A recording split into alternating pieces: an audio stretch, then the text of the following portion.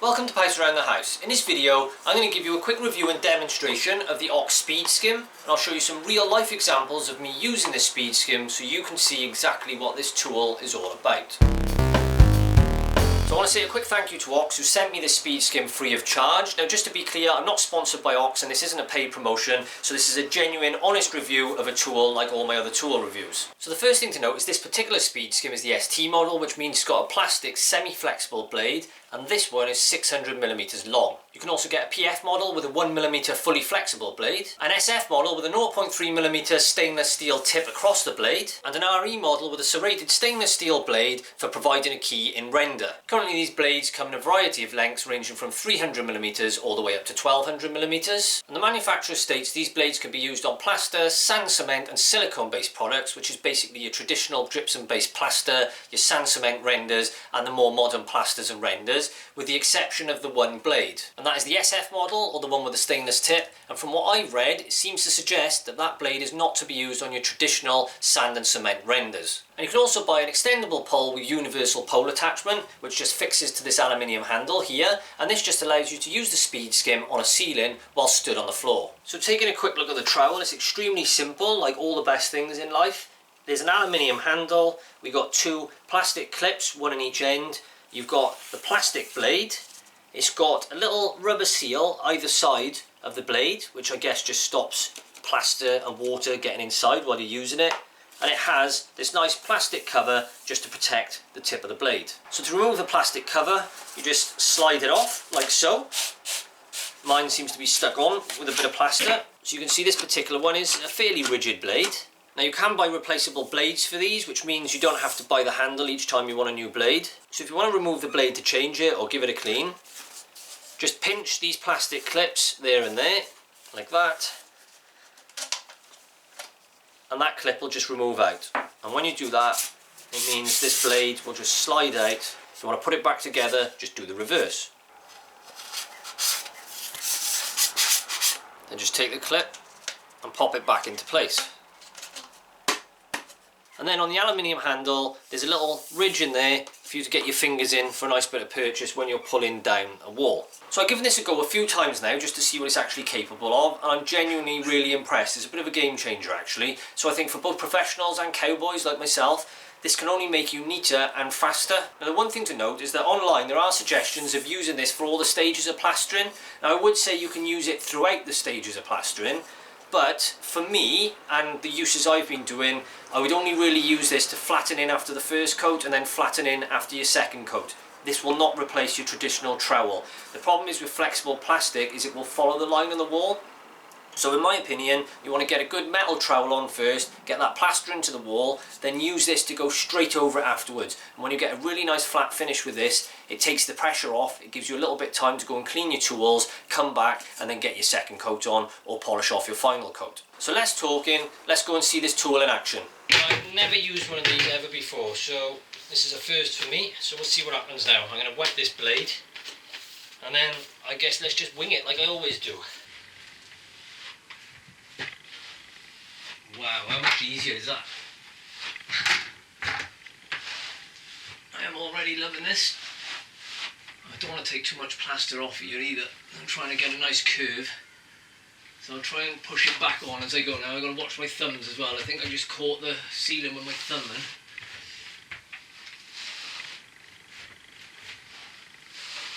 Why I haven't used this before, I don't know. I've had it lying there for, well, I do know why actually, because I haven't done any plastering since I've had it, but there we go.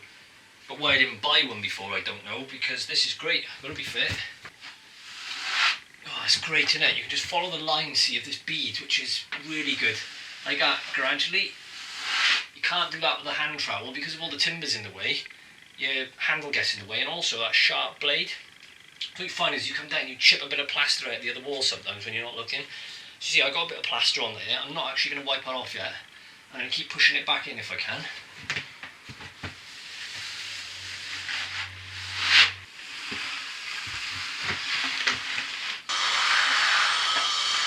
So I've just done the first coat of plaster on a ceiling here, and as I said earlier, I've done that with my Marshalltown trowel. So now, to flatten this in, I'm just going to use the Speedskim.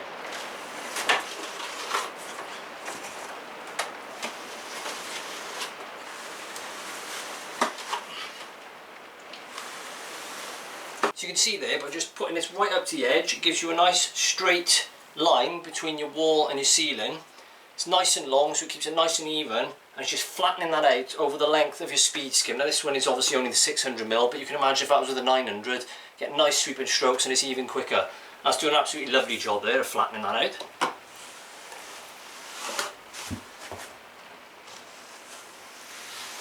I find if you just put that on the wall like that, just like a trowel, if you just go to one side and then curve out, try and keep it in different directions to make sure it's nice and even, you're not creating any curves, and it does a perfect job. And just like the trowel, if you've got plaster on there, you can just pop it back on, try not to take too much off. And if you hold the speed skim flatter, just like the trowel, it'll keep the plaster in. If you tilt it up towards the end of the job, it'll obviously give it more of a finish or a polish. For me, there's a few situations where this thing comes into its own. One of them is where you've got tight angles, like up on this timber, because you can just get in there like that, pull straight out, gives you a lovely straight line. The other is on edging bead and on corners. So say for example, this bead wasn't quite in line with that one. What you find is, as you pull this up, you can go around things like that, and it just gives you a really nice long curve, so it slowly blends it in. So by the time the job's finished, you don't really notice if there's any difference in height. The other one is, obviously you'll see me doing this sometimes, this way to fill the bead here, but really you should go this way to get it nice and flat. Now the beauty of this is it's so wide, and what you find is, as you pull up, it will just draw out and it will flatten that in. So if this bead is slightly lower than the rest of the ceiling, the difference in the angle is spread over a much wider length, so you get a really nice flat straight ceiling like that. We're in a bit of a tight space here above the chimney breast, and again this is perfect for this. So what I do, I'm going to get a bit of plaster now, stick it on the end of this, wedge it up into that corner, and you'll see how I'll be able to pull back when you've got not enough room to use a standard trowel. So like here, I could get that up into there. I'll have to do this with one hand so that you can see it with the camera, and as you pull back, you can get that almost right up into the corner, because you've only got an inch depth there, and you can poke that blade up. I mean, you could potentially take the blade out of the handle if you really wanted to get in a tight space and try and pull it out with your hand. I might try that in a minute, we'll have a go. So no idea if this will work, but I've taken the blade out, I've put a bit of plaster on the end. I'm going to try and get up in that corner now.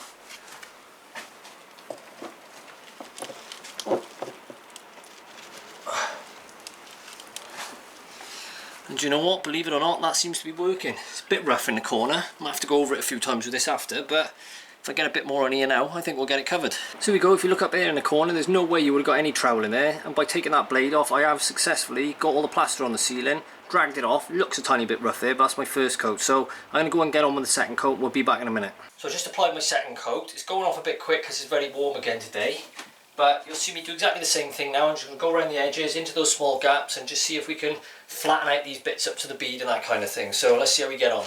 And again, on this bead, this is what I was talking about. If I get the speed skim like this, and I can go right the way up, and you just get this really nice flat line. And with this one, like I say, the drop, if you like, if this is slightly raised, it'll be over 600mm. If you did that with a little trowel at the side, you'd have a bit of a lip. So excellent way to do this. Just flatten it out. You've got to be careful at this stage, we don't take too much off, of course. Then up into this timber, and you just pull out and round to that bead like that. And it just gives you a really nice long flat straight line. If you get any little lumps like that, just pop a bit of plaster back in, just go over it gently like that. So I'm going to give you another example of where the speed skim is brilliant. By here on the ridge, I'm filling it up with a bit of multi-finish so that I can get a nice curve eventually, but as you build it up you can use this thing to smooth it in, and I'll show you that now.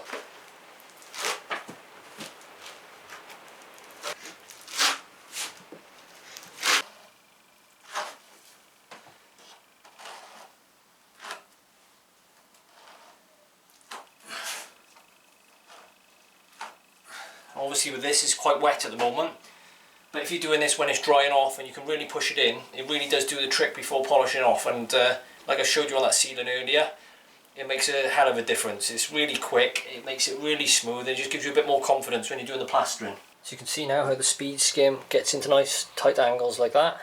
It can give you a nice flat straight line where two walls meet.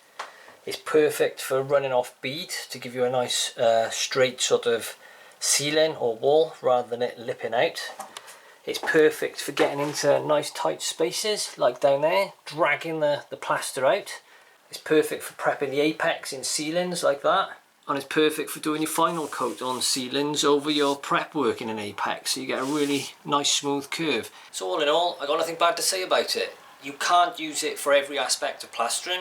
However, as an additional tool, it's brilliant and it can get you out of some sticky situations. It speeds up your plastering, it flattens your plastering better than you would with a normal trowel. My advice is just buy one, keep it in your kit, and when you need it, you'll love it. If you're interested in the Speedskim tools and accessories, I'll put links to those in the description section below. If you found the video useful, then please give it a like, and don't forget to subscribe to my channel and press the bell icon for regular notifications. I've been Pouse around the house. Ta-ta, farewell.